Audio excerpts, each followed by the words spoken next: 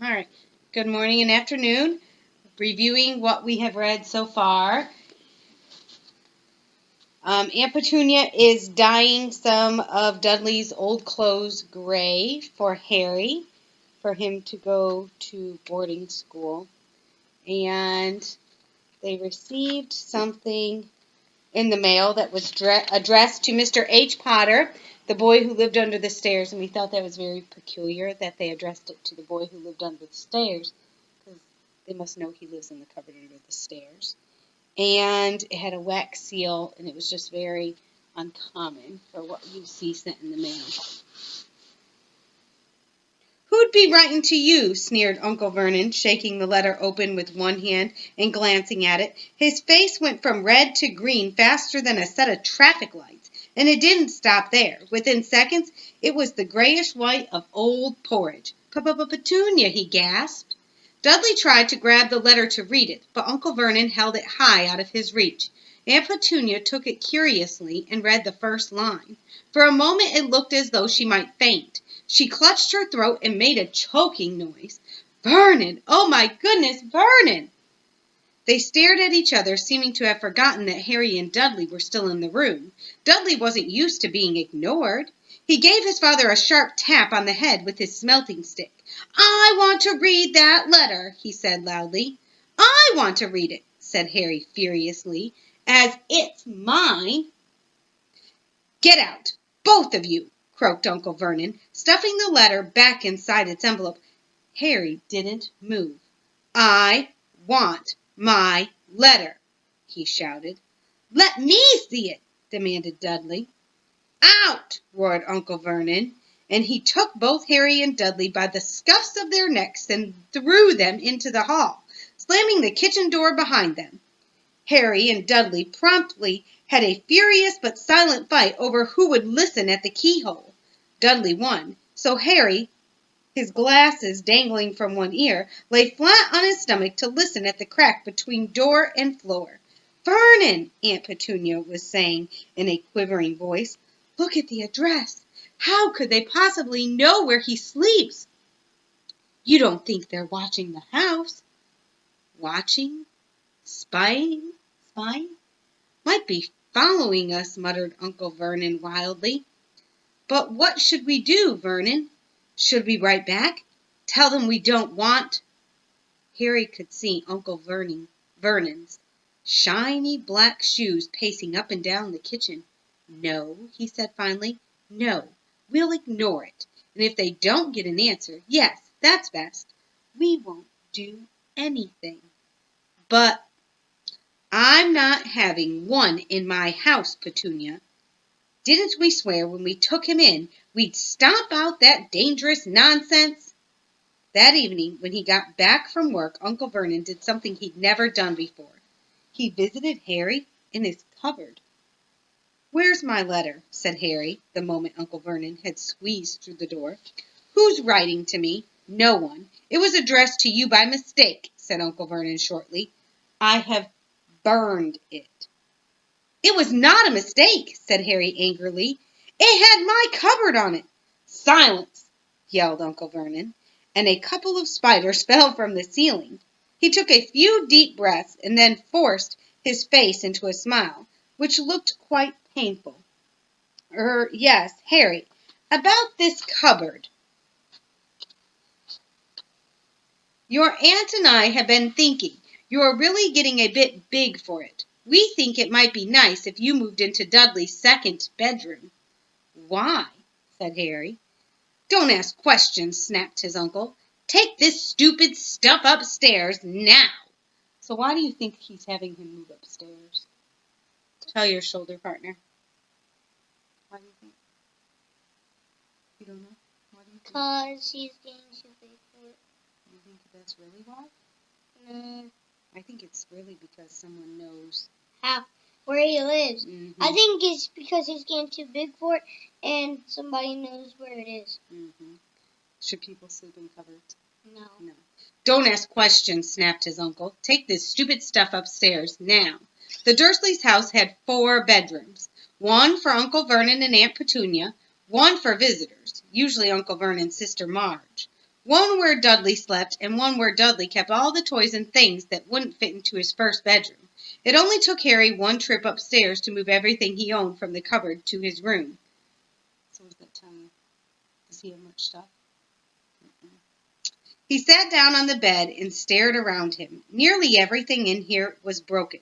The month-old the Cayenne camera was lying on top of a small working tank Dudley had once driven over the next door's dog. In the corner was Dudley's first ever television set, which he'd put his foot through when his favorite program had been canceled.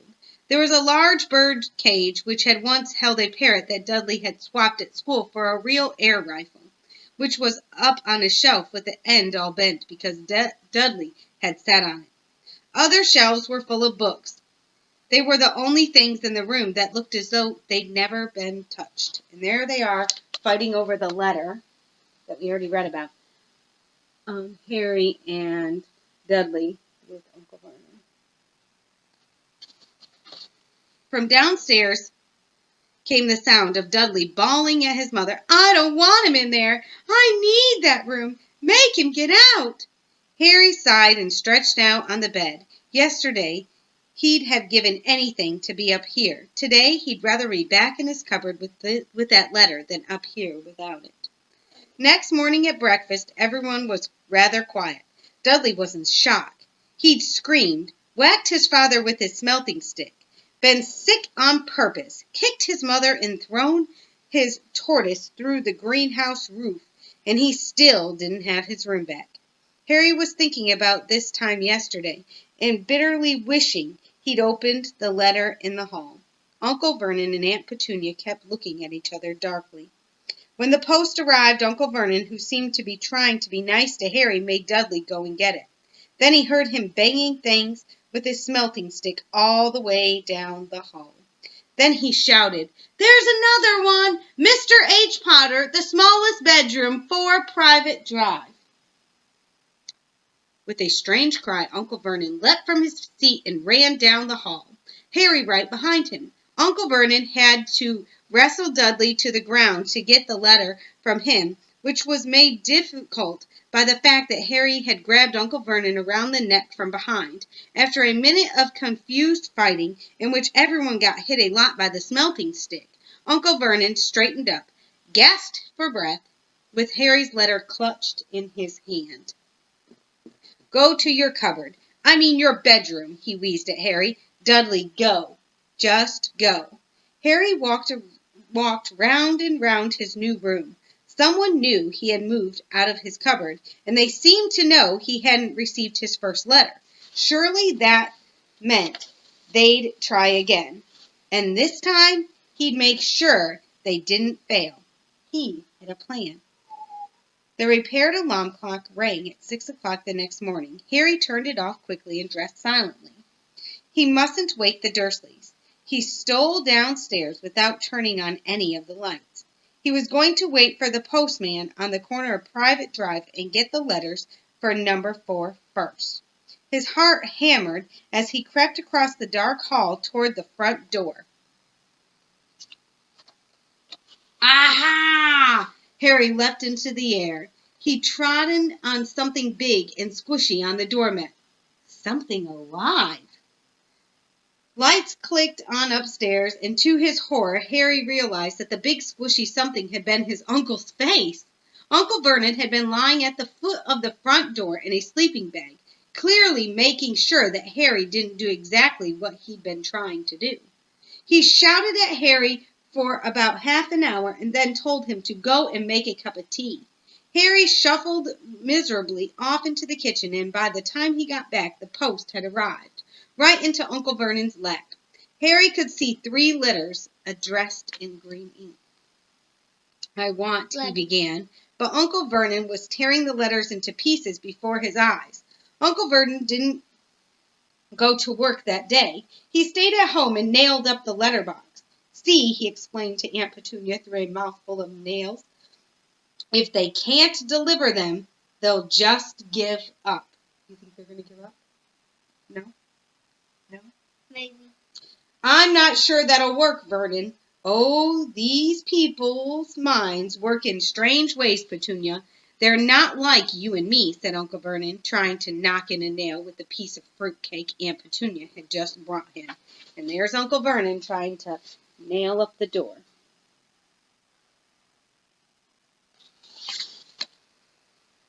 On Friday, no fewer than 12 letters arrived for Harry, and they couldn't go through the letter box.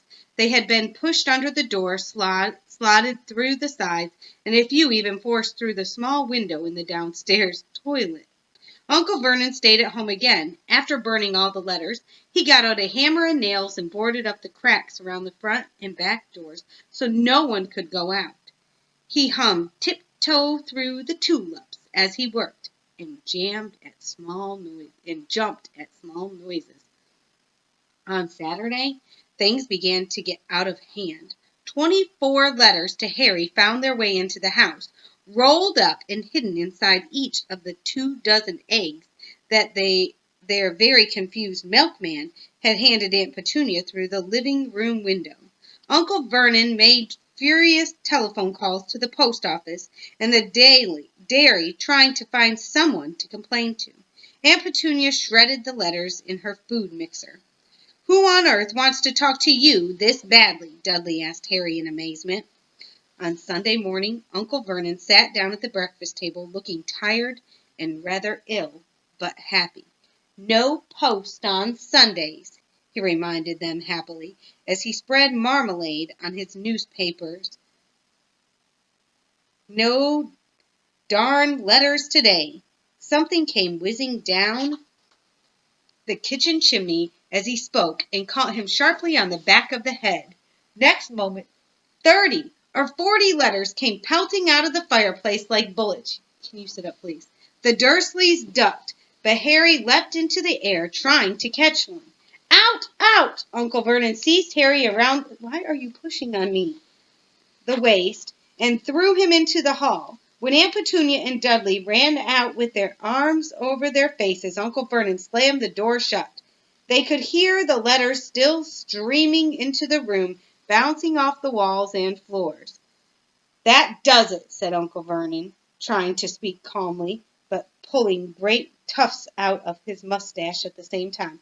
"I want you all back here in 5 minutes, ready to leave." "We're going away? Just pack some clothes. No arguments." He looked so dangerous with half his mustache missing that no one dared argue. 10 minutes later, they had wrenched their way through the boarded-up doors and were in the car, speeding towards the motorway. Dudley was snuffling in the back seat. His father had hit him round the head for holding them up while he tried to pack the television, video, and computer in his sports bag. They drove, and they drove. Even Aunt Petunia didn't dare ask where they were going.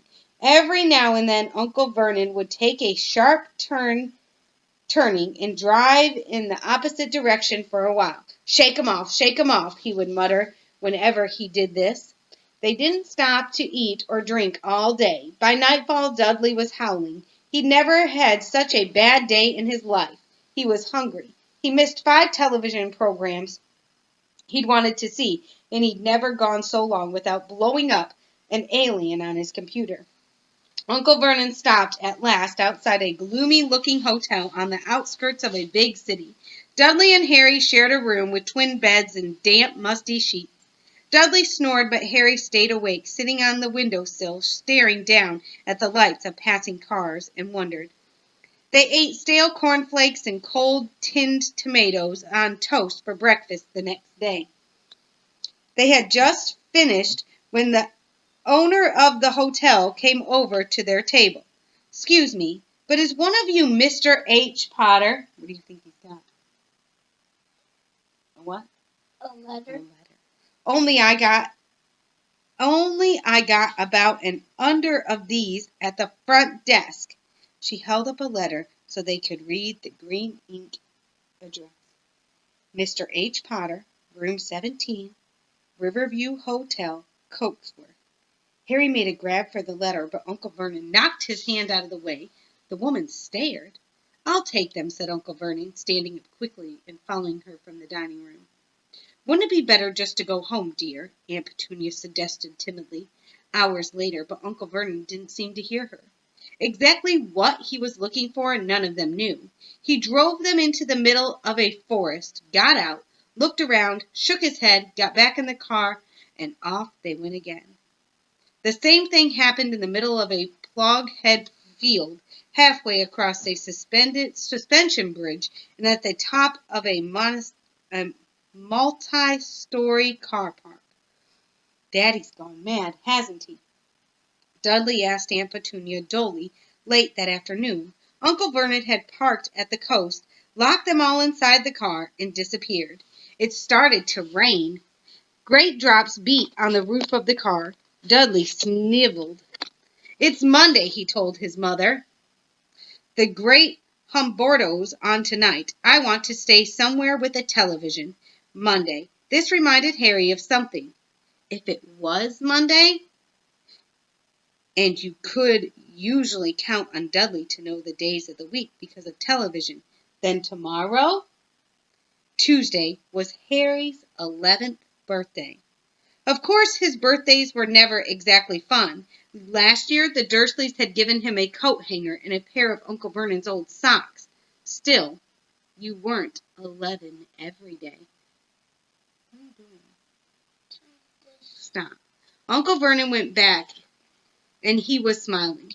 He was also carrying a long, thin package and didn't answer Aunt Petunia when she asked what he brought. "Found the perfect place," he said. "Come on, everyone out, and we'll stop there. I can't wait to see what the perfect place is."